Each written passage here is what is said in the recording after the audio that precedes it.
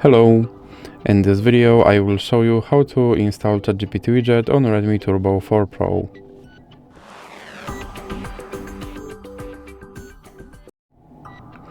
So we have to start by opening your Google Play Store, then click on search bar and type in Wally AI and click search, and now click install.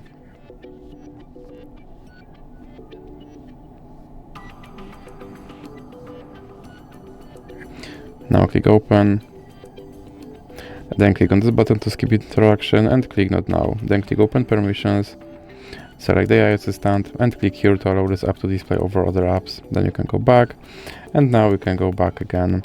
And as you can see, now we can click start, and here is my ChatGPT widget. So you can open him and you can tell him to do something.